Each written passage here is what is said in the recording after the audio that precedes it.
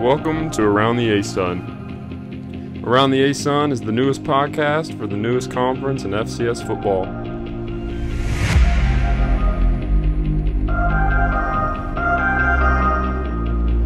Now let's send it to your hosts, Will Seiler and Brandon Owens.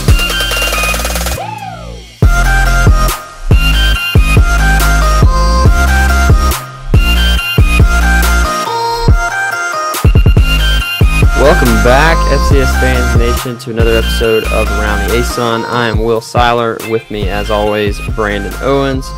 And we had a great weekend of football to watch this past weekend. It was kind of giant killer season.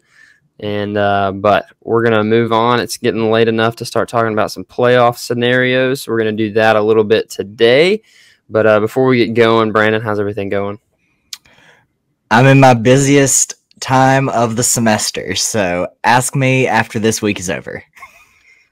I feel that. I really do. I'm on fall break, so I've had the luxury of spending a few days not doing too much, so I will send some thoughts your way as you get your research together. And not only that, it's competition week for the school that I work with.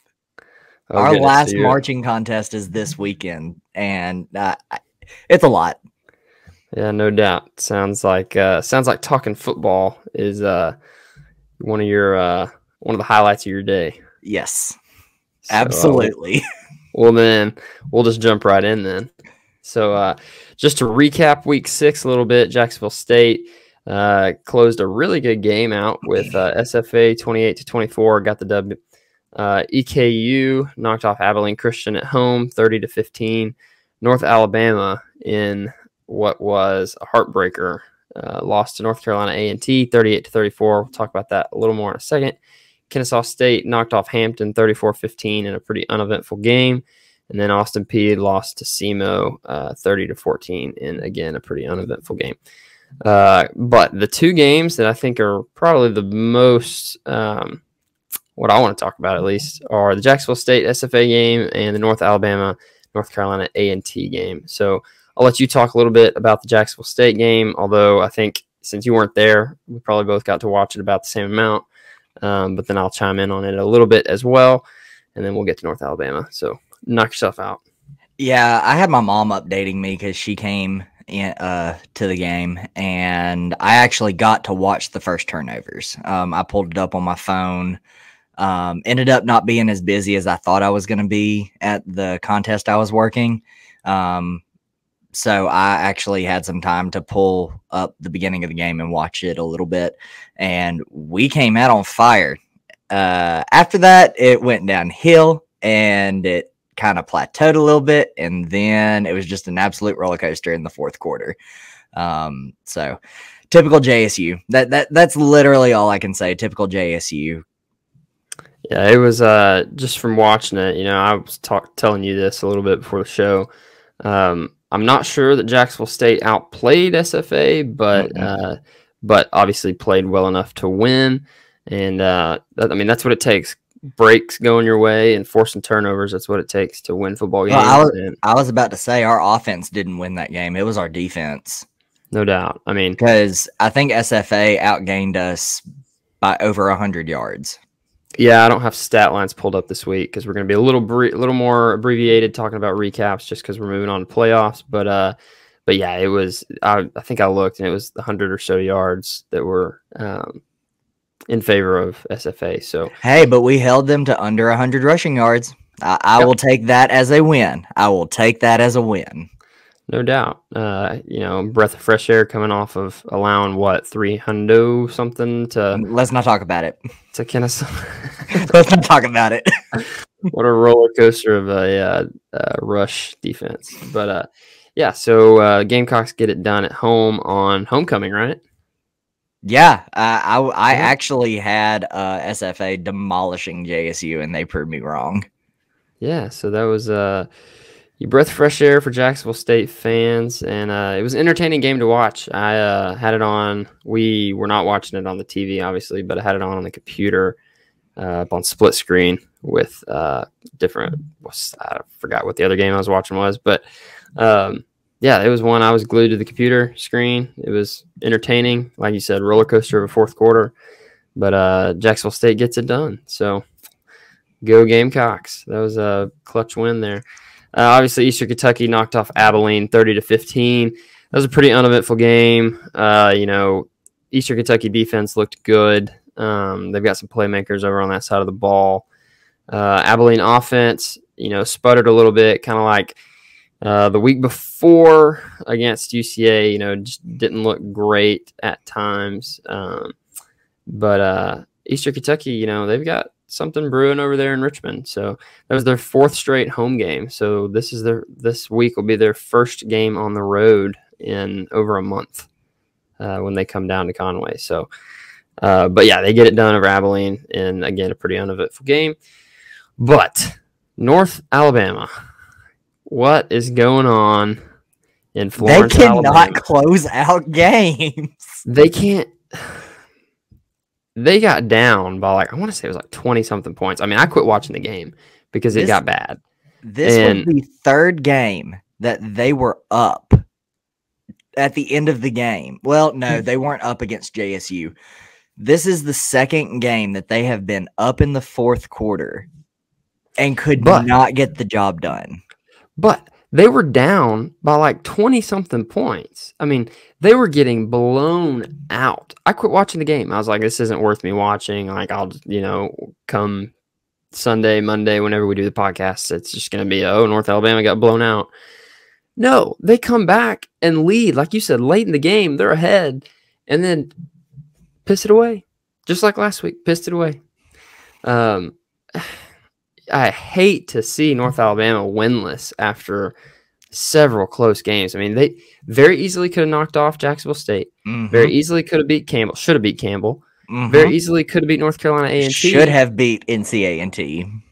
And it's hard to say should have because they were down so big. But at the same time, when you come back all the way back on somebody like that, geez, man, it would be very hard to be a player in that program right now just because it's demoralizing. It's like the Lions, the Detroit Lions. They cannot win a game to save their lives, but they're getting beat on last-second field goals every week. I mean, it's just got to be tough to be playing in that kind of environment right now where it's like, man, we cannot catch a break. But I will say this. With how good they are playing, I want to know how many seniors they're losing, because if they return a majority of their team next year, oh my God. Yeah, I mean, they could make some noise. They should, in all honesty, right now, I could in their first year of playoff eligibility. Right now, I think that reasonably, where they're sitting at, are they 0-5 or 0-6? Have they played 5 games or 6? They're one or the other. I do know that. Either way, they could be 3-2 if they're 0-5, but they could be 3-3 if they're 0-6. I mean, sure. Honestly, they could. Breaks my heart. I thought if I didn't pick them to win, they'd win, but maybe I'll just have to keep picking them until they do win.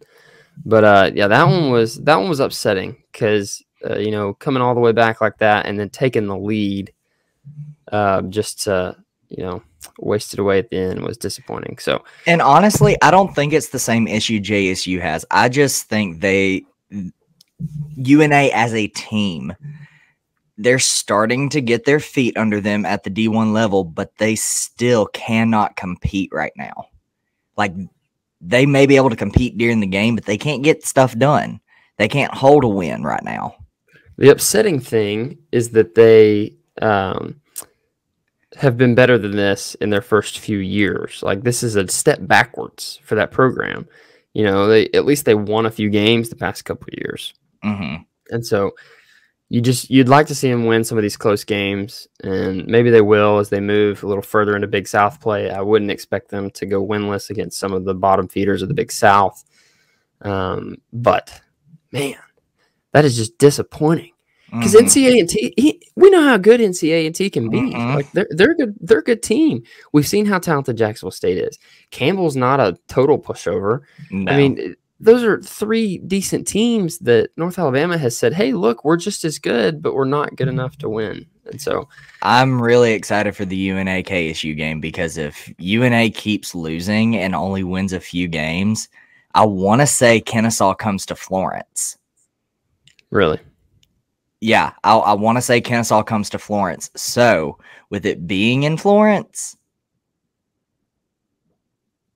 well, we lost Will. But until he gets back, oh my gosh. There we go. I don't know what just happened. I don't either. But what I was saying was, with it being in Florence, and if UNA goes like winless or wins 1 or 2 games, that game is going to be amazing for UNA. No doubt. I mean, it's just a little thrown off from just getting like teleported out of the broadcast and then put back in. But still, my point still stands. UNA may be the best winless team. You know, I guess one could argue that Western Illinois is a pretty good winless team, but God, North Alabama has just been right there. They could be over 500 right now. Oh, But, yeah. oh well.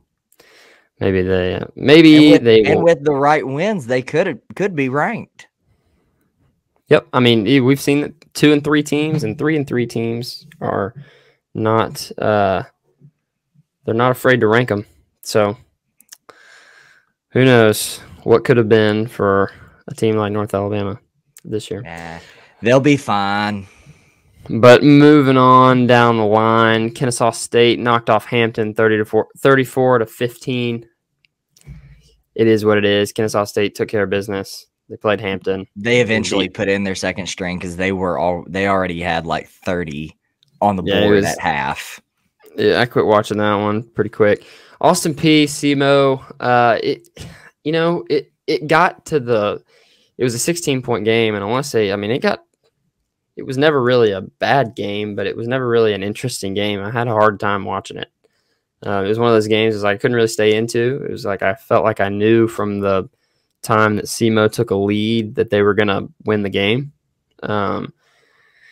So I didn't watch just a whole lot of that. It was our game of the week, but it just felt like a uneventful game. But come on, Austin P, you making us in the ASUN look bad.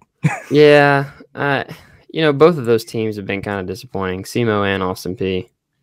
But oh well, it is what it is. Yeah, I mean, not too tore up about that. But SEMO is a team. Just speculating, SEMO is a team that I'd like to see maybe come taste the water over here on this side of the. I'd rather have Southern Illinois. I mean, yeah, I would too. But I don't know. Jeremiah Rash, if you're listening to this, please talk to your sources in the athletic department. Get them on the ASUN train. Why would you leave the Valley right now? Because it's the Valley.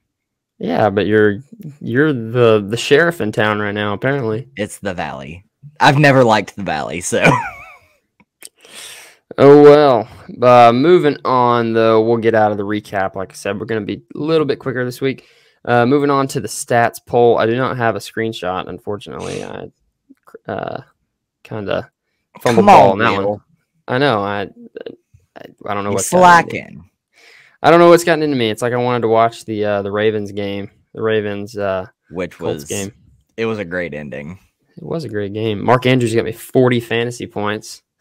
I needed 17 to win tonight, and he got me 40. So I need to get into that. Come on. I'm playing in a 14-team league right now, and so I'm really proud of the team that I drafted because, like, at the end of the draft, you were having to pick people you'd never heard of. And I did a little research. My team's okay right now. I'm undefeated. So, yeah. But, if I ever decide to do it next year, I might be hitting you up. Yeah, maybe we'll need advice, please. I would need all the help I can get. We need a little FCS Fans Nation League or something. Oh my gosh, we used to have a team fantasy draft that I was a part of, and it's no more. So the stats poll came out this morning, and Sam Houston stayed atop the rankings at the 1 spot. So we are mentioning, AQ7 teams as well as ASUN proper. So Sam Houston takes the 1 spot. Kennesaw State out of the ASUN takes the 15 spot. Jacksonville State out of the ASUN takes the 24 spot after knocking off Sam Houston. And then UCA and Eastern Kentucky. Knocking off who? Oh, sorry. I was thinking about UCA knocking off SF. That is 2 weeks You know what I away. You know what I meant. You know what I meant. I'm whatever. It's Yeah, I was late. like, when did this happen? This is news to me. Why are we ranked so low if we beat Sam Houston? You don't know, but I've got a crystal ball over here. Lord, I hope you didn't jinx us. Probably did. UCA and Eastern Kentucky both receiving votes, and then SFA as well receiving votes. So a lot of teams out of some AQ7 and some ASUN teams, a lot of teams receiving votes, a lot of teams ranked. So well represented in that poll.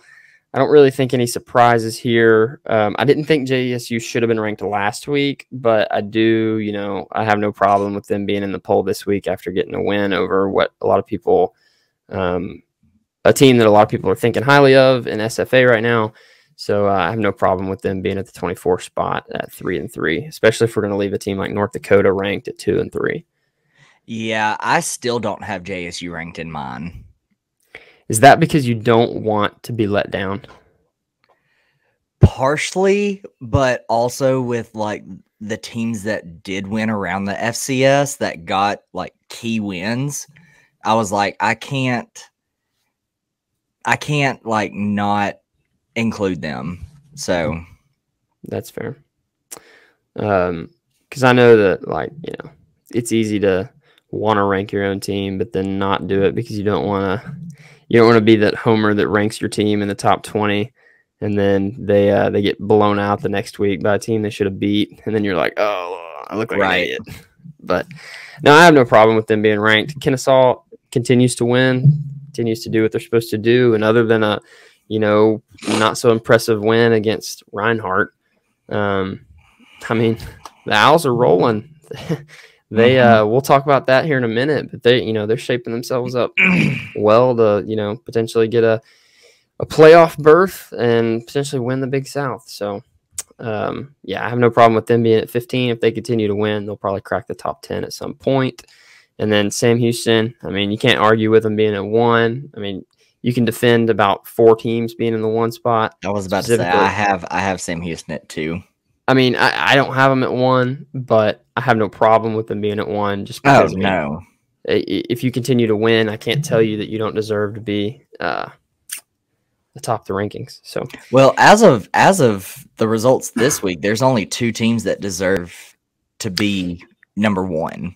Yeah, and really, and the other one is my number 1. Yeah, honestly, I think Eastern Washington's probably, if I go, I like eye test a lot. Like, hey, okay, if I put these teams on the field, who's going to win? And right now, I don't see anybody beating Eastern Washington just because we've seen them play what is, touted as the best defense in the FCS, and it didn't slow them down. It did, but not enough. Yeah, my other team was North Dakota State, and I'm just. Even though I haven't watched them a whole lot this year, I'm seeing their results and looking at their stats, and the only team I could see beating them again, even though it's very unlikely that they will beat them this year, is Sam Houston. That's the only other team I can see beating North Dakota State this year. Maybe South Dakota State, but that this past weekend kind of had me rethinking that. Do I hope South Dakota State beats North Dakota State? Absolutely. I want chaos, especially since JSU is probably not going to the playoffs. My thing with North Dakota State, first couple weeks, I was like, okay, yeah, I think they're the best team in the country. I wouldn't pick anybody else to beat them. But what I've seen from Eastern Washington the past couple weeks makes me think that if you put them on the field against each other, Eastern's offense is just that good. And although North Dakota State's got a great defense, they haven't played Eric Barrier. I was about to say, where would they be playing? Because that plays a huge role into it. If they're at the Fargo Dome, Bison are winning. If they're at Ruse Field, most likely Eastern Washington's winning a close one. But when I'm thinking rankings, I'm just saying, hey, random neutral site, no crowd, who's winning? Who's the better football team? North Dakota State. I disagree. Their fans travel better. No, I'm not talking about fans. I'm talking about the football team. No fans. I know, but fans play a huge part into how a team performs during the game. But I'm not ranking teams based on their fans. I don't Okay, care so if you're you mean to tell me that Eastern Washington on a neutral field would with beat North no Dakota State? fans. With no fans? I still pick North Dakota State. Well, I disagree. I think the offense is just that good. I'm high on the Eagles right now. They're my number 1 team. But and Sam Houston's my 3. North Dakota State was my 2. Like, don't get me wrong. But Sam Houston was my 3. But I have no problem with them being at 1. Moral of the story. Now let's talk about an even more credible poll than the stats poll, and that is the AQ7 Power Poll. Hey, absolute. Well, this week was a little rough. This week was a little funny, but we're basically back at Our original. week 0. Again, nobody knows anything about what's going on right now, but you can see it on the screen. Sam Houston takes the 1 spot. UCA moves back up to 2 because SFA falls to 4. Jacksonville State jumps to 3. And then we round out 5, 6, 7 with Eastern Kentucky, Abilene Christian, and Lamar. So take a look at it. I'm going to take it off the screen. But, this was basically my poll. I told you I thought that 2, 3, 4, and 5 are at this point just a big jumbled mess. And any of the 4 teams could be 2, 3, 4, or 5. Right. And I actually, you said you sent me a thing that was like so voted Jacksonville State still over, or SFA still over Jacksonville State even after the game. And I said, I think I did that too. And I didn't do it. I did it because, like I said earlier, Jacksonville State, I think, got outplayed. And I think maybe the better team on the field was SFA, but they were so close that a couple of breaks went one way. And so, I don't know. Like, I don't think the poll means a whole lot right now just because we have no idea from 2, 3, 4 to 5. Eastern Kentucky, who knows? Like, are we underestimating Eastern Kentucky? Are they the second best team in the AQ7? I have an opinion on that. Go ahead. So with Eastern Kentucky, I think we are. I think they are a lot better than what people are saying. And I know you and I have paid really close attention to them. But just knowing how they have played in the OVC versus how they're playing this year, Eastern Kentucky would absolutely dominate the OVC for 1. And 2, I could very well see Eastern Kentucky probably only losing to Sam Houston from here on out. I mean, it's possible.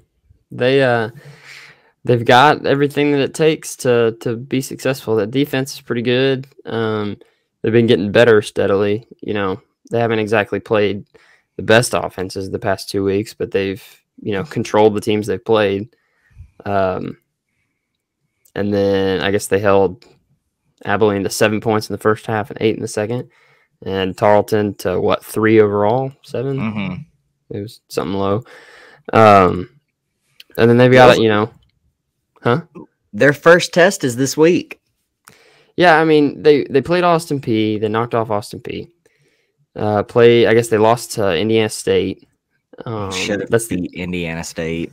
That's the only FCS game they've lost. They're 4-1 against FCS competition. So I mean, you're looking at a team that is kind of 3 wins away from that magic number, which is historically, if you're new to the FCS, 7 FCS wins is kind of the magic number where it's like, okay, I can be considered for the playoffs.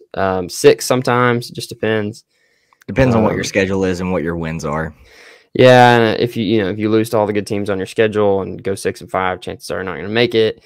But if you have a good couple signature wins but slip up a few times, we've seen 6-5 teams make the playoffs before. But I mean, you're looking at a team that's 3 wins away from the magic number, and they don't have any lower competition to play. So we'll talk about that a little bit more in a minute. But yeah, I mean, Colonels have something good going in Richmond. They've got a good quarterback. He's mobile. He can make plays on his feet. He's not the most prolific passer, or at least he hasn't been. He hasn't really had to be though. They've run the ball well. They've just kind of done what they needed to do to win. And other than the Indiana State game, if they win that, you're looking at a team that's 5-1 with a loss to Louisville and is probably in the top 15. So Eastern's kind of a dark horse there, sitting at 5, and I don't know. I think I had them at. Did I have them at 4? I don't remember.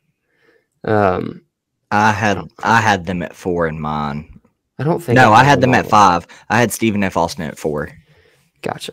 Well, I mean they're a dark horse. Every week I see them get closer on our schedule. It's like, hey, Yeah, and I'm starting to notice in our power poll, and you may have alluded to this already, sorta. You have Sam Houston, and then 2 through 5, and then Abilene and Lamar. And unfortunately, Abilene is an entire echelon above Lamar, and I think Abilene's got the chance to not play some people and beat some people. I don't think they'll go winless in the AQ7. No. Other than, they beat Lamar, but I don't think they'll go 1 win. I think they'll beat somebody else. I don't know who it'll be, but I think they'll beat somebody else. It won't beat Jacksonville State. Okay. That is Southerners reunion. Do you know how big the crowd gets at Southerners reunions? Okay. I'm just kidding. No, we'll see. They've got a good team as well. They've got to get the running game established. If they get the run game established, then a whole lot of things open up for Abilene. But we will see. But other than that, the power poll, like you said, it's Sam Houston 2 through 5, and Abilene, and then Lamar. So we'll see. It'll probably change next week. The good thing about a power poll, it has for the past 4 weeks. Yeah. That's what I end up saying every week is that, we'll find some more out after this week, and then 4 people beat people, and it's whatever. Makes that segment of the show a whole lot less meaningful every week. But lots more to talk about. Absolutely. We should just call it the weekly poll. Who was the best this week? That's all it is. It would always be Sam Houston. We'll see. They're gonna lose to somebody. Yeah, and we'll get into that next week. Yeah, they'll lose to somebody. I don't know. I don't even think it'll be Jacksonville State, but they're gonna lose. No, but there's some discussion to be had there. What game day coming to Huntsville? No, Okay. just the game itself. Okay. All right. Well, that is the AQ7 Power Poll. So thanks to all the guys that vote in that with us. It is a fun segment to do every week, even though no one knows who's good and who's not. But moving on, week 7. It is hard to believe that we're in week 7 of this college football season. It's going by a little too quick. It was like I wanted it to get here. I was ready to go. And then all of a sudden now I'm like, slow down. Yep. I don't want to, we're talking potential playoff scenarios this week, and I don't know how I feel about it. But week 7 on the slate, we've got some good ones. We've got Eastern Kentucky at UCA on the Stripes at 4 p.m. Kennesaw State against North Carolina A&T at 4 p.m. as well. That is our game of the week. And then North Alabama against Robert Morris at 6 p.m. there at Braley Stadium. So first up, North Alabama and Robert Morris just getting that one. Man, I really hope North Alabama can get a win this week, because I would be very disappointed if they come away with a loss to Robert Morris. Yeah, if UNA loses to Robert Morris, there's no hope for UNA for the rest of the season. I'm sorry for any UNA fans that are listening to this, but if you lose to the Colonials, you are not going to be happy for the rest of the year at all. No, this is a game that North Alabama should be able to get back on their feet. I have a feeling it's probably getting close to homecoming for them. I want to say this week is homecoming. It's that time of the year. It's not homecoming for UCA, but it's that time of the year. These few weeks tend to be homecoming games, and so hopefully North Alabama it's homecoming for them. Get a big crowd out at the stadium and knock off the Colonials. Man, I hope so. We're gonna go ahead and do our predictions as we go. I think North Alabama gets the win. I think they're just that close, and I wouldn't be surprised if they blow this Robert Morris team out and take out some frustration. Because usually when those teams that are just, that close. Once they kind of get some traction and they do win a game, they tend to do it in style. And I'm going to say this is one of those scenarios. So I don't think this is going to be a blowout win. I think it's going to be really back and forth. I'm going to say that Robert Morris scores with 5 minutes left in the fourth quarter, takes the lead, takes a 2-point lead, and then UNA drives it down and kicks a field goal and wins. That is so oddly specific, but I dig it. A win's a win, and especially for a winless team. So, well, if you remember in our preview, I said specifically about Robert Morris, do not be surprised if Robert Morris is that team that ruins some things for certain teams. At this point, though, I don't know that they can ruin anything for North Alabama. Like all is lost right now there in Florence, Alabama. I mean, you gotta win a game. Well, that's right. what I'm saying. Like, yeah, if UNA doesn't win, they don't get that first win. But if they do beat Robert Morris, then they at least have one win on the season. I mean, regardless, they're finishing the season with a losing record. Right. They're not going to win out. Robert Morris, let's see. They've got a win against Howard and a win against Charleston Southern. So, man, I hope North Alabama wins. This is one of the rare times that I really want another team to win, and I really want North Alabama to win. So, go Lions. You're going to get your first win this weekend. Moving on, Eastern Kentucky and UCA. This should be a game that should tell us something. Hopefully, unless Jacksonville State goes and they don't play this week. That's interesting because them and Sam Houston both have an off week this week. Yeah, Sam Houston, dude, they have all the bye weeks. Let's get a bye week before UCA. Let's get a bye week before Jacksonville State. Let's just get a bye week before every game that we're playing a decent team. Whatever. Casey Keeler just wants more recovery time. I can't say anything. They won a national championship last year. But anyway, Eastern Kentucky, UCA. This should be a good one. UCA is coming off a really impressive offensive performance against Abilene Christian there in Texas, making the long trip to Abilene. Coming off a bye week, actually. But Eastern Kentucky coming off a good win against Abilene Christian as well. They won by 15. I would say, this is probably one of the more evenly matched games. I don't know what the predictor is.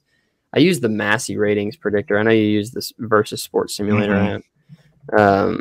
Which I have not renewed my subscription this year, so it's forced me to actually look at everything in depth.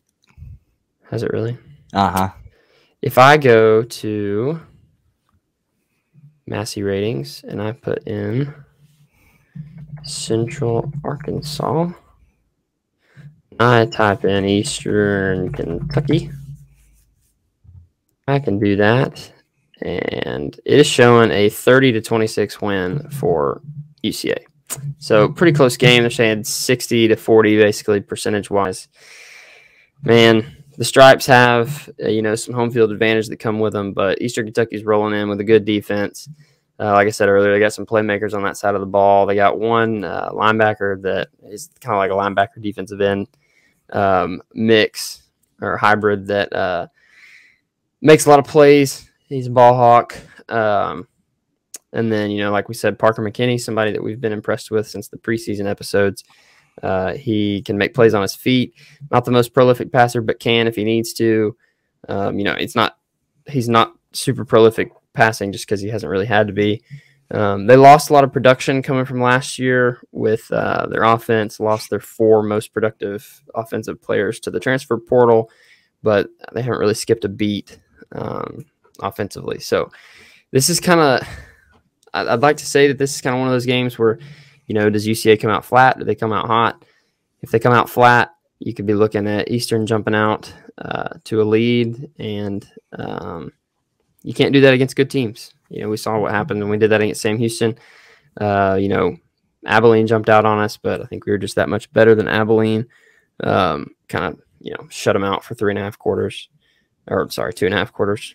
But if we can contain Parker McKinney, I think UCA should be able to win the game, just because I don't think Eastern has played an offense other than, probably Louisville that was quite as good as UCA. Obviously, Louisville is a prolific FBS offense, don't get me wrong. But UCA is probably the best FCS offense they've played all year. So we'll see what that defense is about.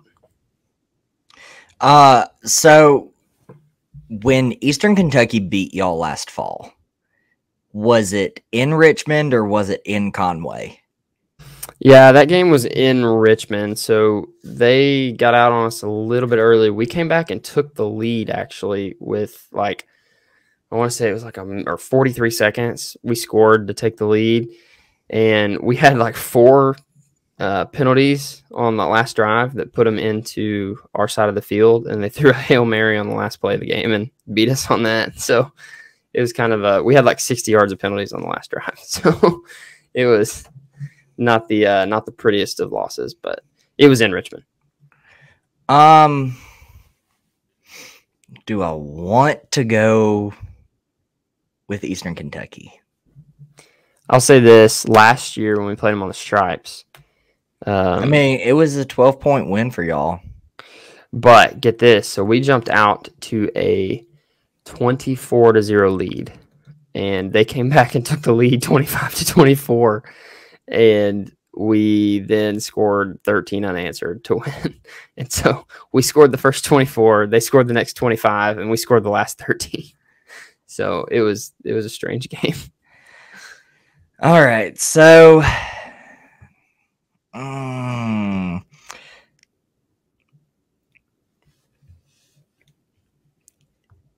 they look like they've gotten better every week.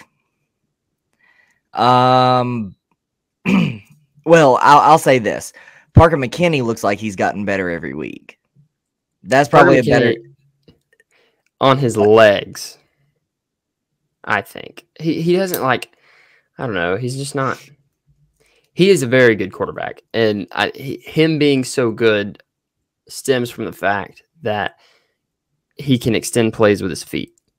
Okay, I said that in the preseason episodes. If he was just a straight up drop back pass type quarterback, I don't know that we'd be like, oh, that dude's a game changer. But the man can, he's not Johnny Manziel, but he's Eastern Kentucky's version of it. He's going to, if you don't spy him, if you drop 8 back into coverage and rush 3 and, he's got an open lane, he's going to rush for 15 yards and then get down for a first down. So, he's that kind of quarterback. He's a little bit of a Lamar Jackson, just not at that level. Mm-hmm. So, I'm going to do it. I'm picking the Colonels. Okay. EKU, please don't disappoint me. Anything is possible. I'll say a 6-point win. All right. Anything is possible, especially in the AQ7 this year.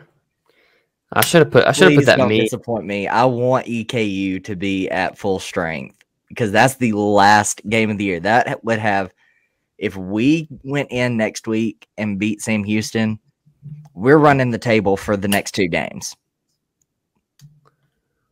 until Eastern Kentucky, and that game will probably tell who either gets either the lone at-large bid or if both teams get in the playoffs. Yeah, if they win this week, they set themselves up nicely. But anything can happen. Like I said, this conference has been nothing short of confusing. It's like the CAA back in 16, 17 when they got 6 teams in. Yeah, except it's the CAA, so they get 6 teams in. Exactly. But as far as maybe 3 beating each other up, it's literally like that. It's just, good teams playing good teams. Some people don't see it that way, but it's good teams playing good teams. But going on, we've got Kennesaw State and North Carolina A&T.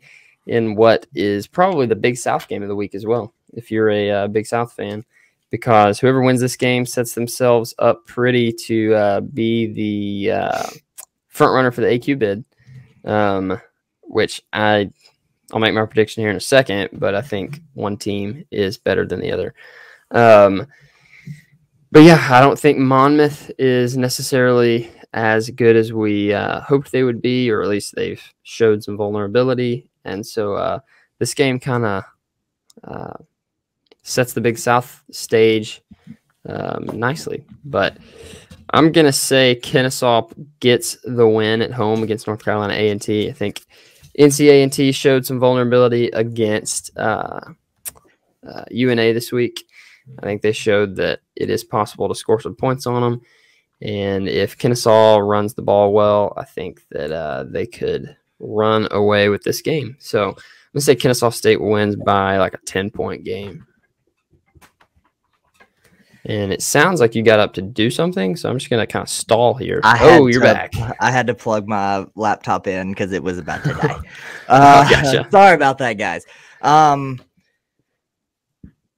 We at JSU really need Kennesaw to continue to win. So I'm not gonna dive into it too much. I'm just gonna say, Kennesaw, you better walk all over those Aggies. Yeah, so I think Kennesaw can get it done this weekend, and you hope Kennesaw gets it done this weekend. Yes, I really hope so.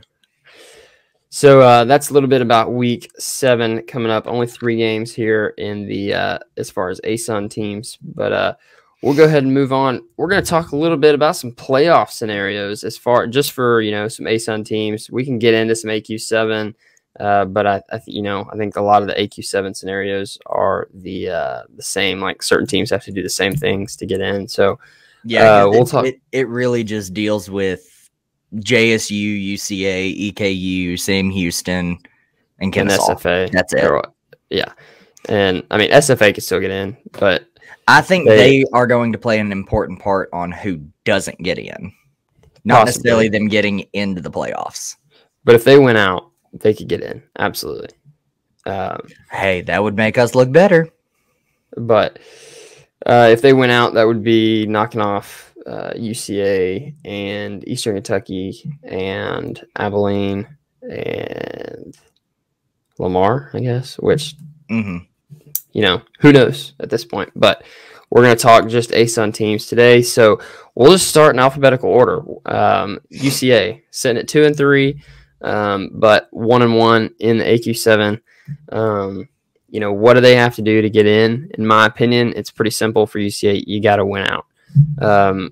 I think if you win out, you're not going to get left out because you'd be 8-3 with a win over Jacksonville State, a win over Eastern Kentucky, and a win over SFA. So, but I don't think you can afford a loss at this point if you're UCA, just simply because of the fact that you do have a non-D1 game sitting there at the end of the schedule. Scheduling, whatever, we normally don't play down. Haven't done it here in a few years, other than last year, which was weird because of COVID. Had to play down this year, get an extra game with some scheduling conflicts because of the conference switch, and so be it. It kind of sucks because that makes that Missouri State loss just that much more costly. So I think if you win out, you've got 71 wins, you're 8-3, and you've got some good wins, and I think that gets you in. But I think that's about it. Yeah, UCA should have tried to schedule Sela or Nichols or even UT Martin. Well, and it's not the fact that, those teams had games on the schedule. Right.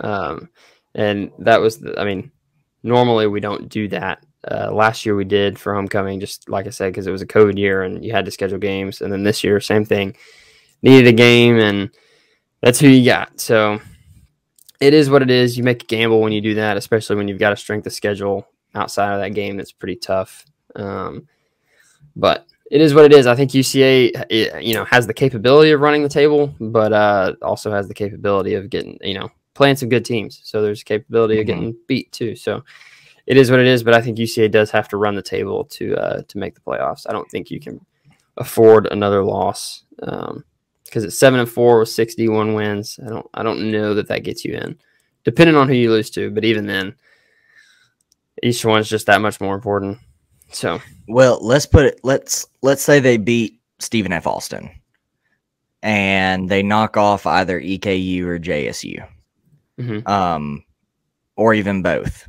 I mean, you have one more loss would give them 4 losses, right? Yeah. If one more loss would be 7-4. So if you lose to either JSU or EKU, you could still possibly be a bubble team. But unless more chaos like this past weekend happened, I don't see UCA getting. I think they would be like the first 4 out if that was the case. The problem is the bubble this year, to me, is going to be pretty strong, because you're going to have some teams with probably a little bit harder strength of schedule that probably do have 7. If you're 7-4, and then a team like North Dakota is sitting at 7-4, if one of their wins is not a lower division opponent and one of yours is, who are you going to go with? So you might be a bubble team, but I think you're a weak bubble team as far as resume goes. But, I think UCA is pretty simple. Went out. Moving on, Eastern Kentucky. What do the Colonels have to do to make the playoffs? Here's the deal. Eastern Kentucky is still in contention for the AQ. That is so weird to say because we did not give them a chance in preseason. And here's the deal. Honestly, there's a lot of people that are still in play for the AQ, and I kind of wrote it off. Well, and technically, here's the deal. I mean, if Sam Houston slips up, there's a lot of teams that are in play. You could end up with a lot of teams with 1 loss, and so there's a lot of teams still in contention for that AQ bid. But Eastern Kentucky, they are as well. Now, here's the deal. What is their strength of schedule? Oh, I can tell you. I have versus pulled up right now. Well, Sam Houston's isn't that good. Really? They're like 63rd.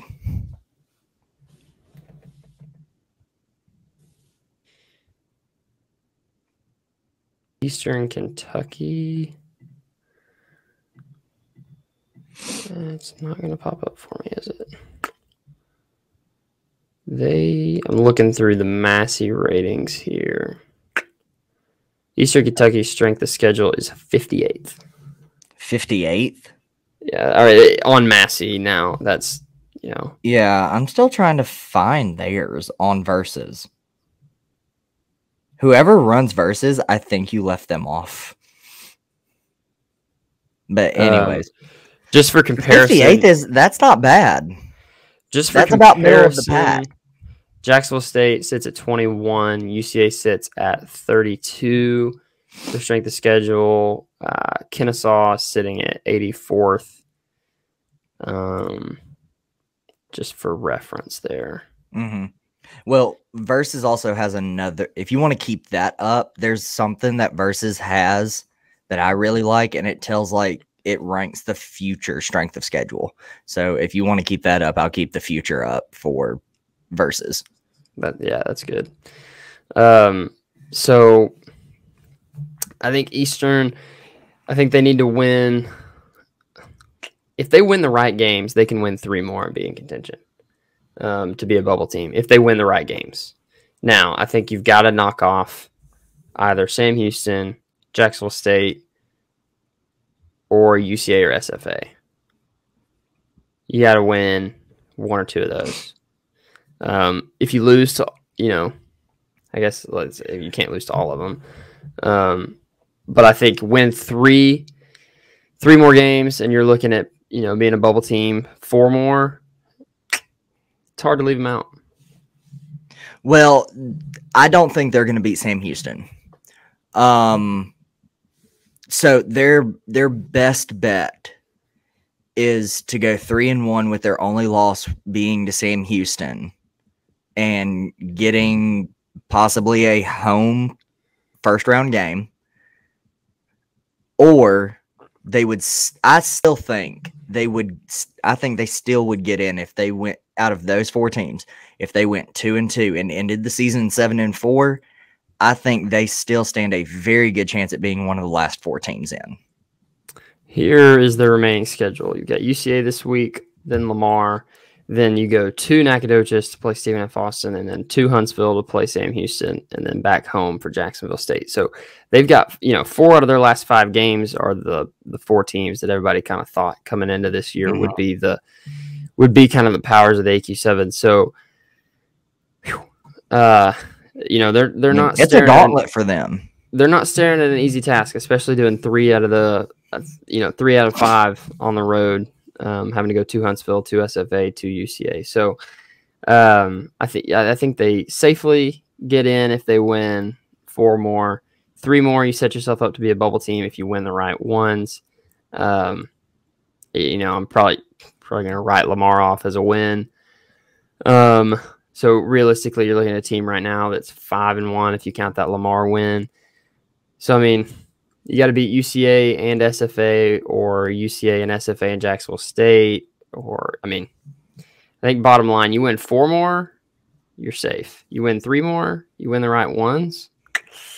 Like I said, it's hard to leave them out. So they've definitely got, they're on the high ground for now, but they do have the hardest schedule, or hardest part of their schedule waiting on them. So I would give them right now like a 50-50 shot to make the playoffs. That's fair. Because they're so we don't, like we've said every week, we don't know what to expect from this conference. No, I mean, it's a total crapshoot right now. We're just doing this for fun. We don't know what's going to happen. We're just doing it for fun. But so Eastern Kentucky not looking too shabby when it comes to playoff outlook. So going on to Jacksonville State, sitting at 3-3.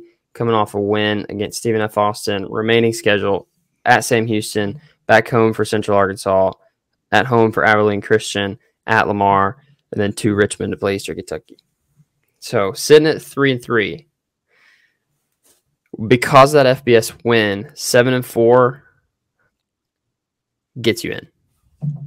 Sadly, because of the FBS win, I think 7-4 gets you in, and you're looking at Eastern Kentucky, Lamar, Abilene, and UCA being the most, the 4 most likely to win. You win 3, you got to win 4 of them. I think you can afford 1 more loss if you're Jacksonville State. But,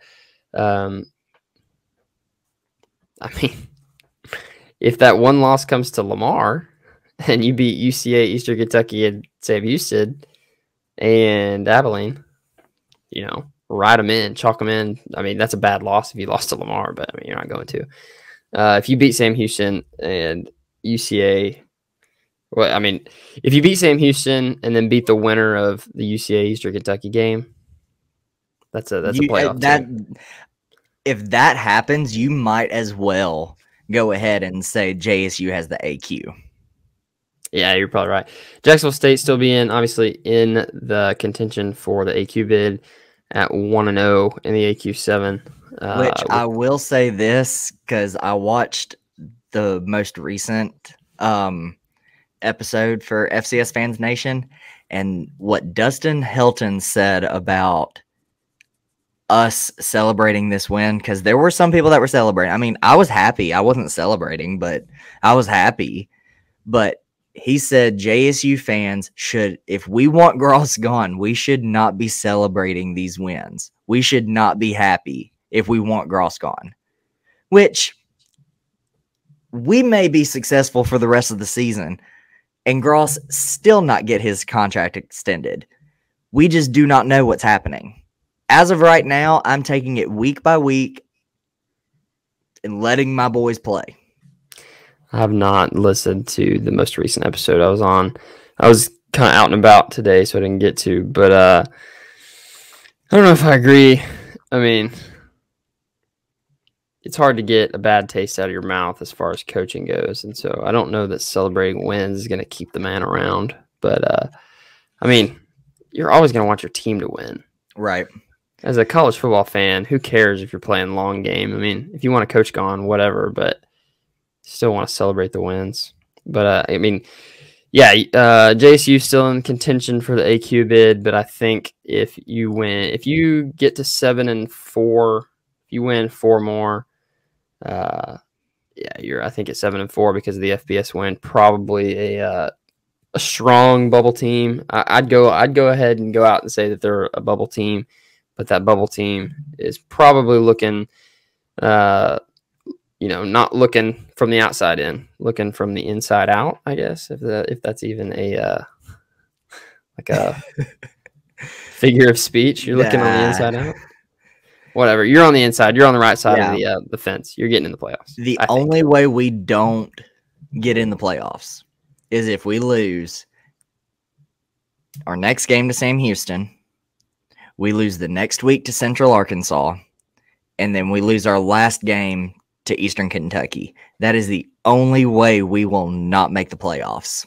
See, I disagree. I think that would make you 6-5. You've only got 5 games left. So, that would be, I think if you lose 2, if you're 6-5, I don't think you get in. You got, let's see, you're 3-3 right now. Mm-hmm. You got 5 games left. Oh, yeah.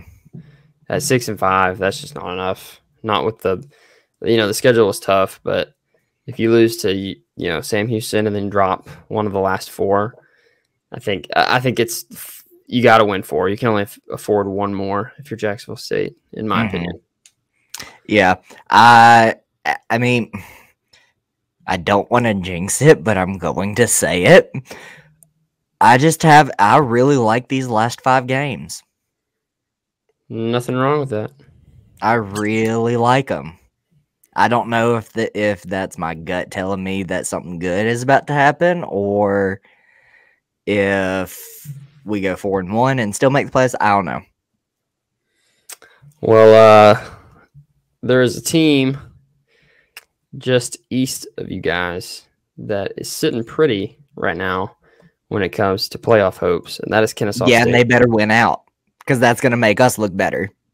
That is Kennesaw State, and they have a very favorable schedule, in my honest opinion, for their last. They've got 5 games left. No, 6 games left.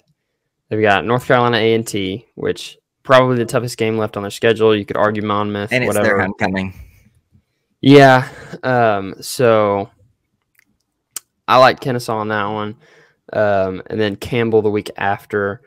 I didn't see anything out of Campbell against North Alabama that made me think they would beat Kennesaw. Gardner-Webb probably going to get a win. Robert Morris probably going to get a win. North Alabama, whatever. That's a decent team, but they haven't showed me anything to predict them to beat Kennesaw. So that's a win. I'm going to hold off on that one. And then Monmouth. Haven't seen a whole lot out of Monmouth this year that just makes me scream like, oh, you're going to beat Kennesaw. And it's at home. So ever since Monmouth lost to Holy Cross, I have not paid attention to Monmouth. Right now, let's see. They're sitting at, I want to say 3-2. They're 3-3. Sorry, they lost to Princeton this past week. They blew Gardner-Webb out, got blown out by Holy Cross. They blew Charleston Southern out. They beat Fordham by 3, and they got blown out at Middle Tennessee. So they're 3-3. They're kind of behind the 8 ball when it comes to at larges. So they got to get the AQ out of the Big South that they want in. But I just have a hard time seeing Kennesaw lose from here on out. Right. Other than, maybe North Carolina A&T this week and then maybe Monmouth the last week. But I don't. You want to know what excites me about that? What? Because JSU is most likely going to get in. I wouldn't say most likely. That's going out on a limb there. I don't see us losing to both UCA or Eastern Kentucky. Man, last week you were predicting getting blown out by 31. Okay, but that's after they play. I hate you. I keep the receipts around, Ed. You were low on the Gamecocks a week ago today. Well, they proved me majorly wrong this past week, so I'm questioning everything. Did they prove you wrong, or did they get a couple timely turnovers? Yes. Yes to both. I say timely, a couple early turnovers, but yeah. So, but moral of the story: Kennesaw State, you're looking pretty. Looking at playoffs, I would not bet against you guys getting in. So, I'm going to say the we would Owls most likely have to go back to Kennesaw to play. Well, that's if Kennesaw gets a seed. If they don't get a seed, you might as well see that rivalry happen again in the first round. We'll see, but I'm not putting Jacksonville State on my list of teams for sure getting in just yet. They're on I'd say right now on the outside looking in, but potentially could make it in. I don't know. It's up and down, Brandon. They're up and down. They're up and down. You don't have to tell me twice. And then last team on our playoff outlook, University of North Alabama. I think they're pretty much a lock to probably get a top 4 seed. Oh, absolutely. They're going to go to Frisco and win it all and beat the Bison. They probably are. I don't see anything that would tell me anything else, any otherwise. So, yeah, you heard it here first. North Alabama is going to the national championship. But that is it for this week on Around the ASUN. We appreciate you tuning in. We were excited to talk a little playoff outlook here about halfway through the season. It's crazy to believe that we're halfway through the 2021 college football season, but thanks for sticking around with us through some strange technical difficulties, me getting kicked out, Brandon's camera going off. But we appreciate you listening in, and we will be back next week to recap week 7 and preview week 8. It's crazy. God, please slow down. I know. I'm not ready for college basketball. It's just not near as fun. This also means I'm getting close to my papers being due, and I don't want to think about it.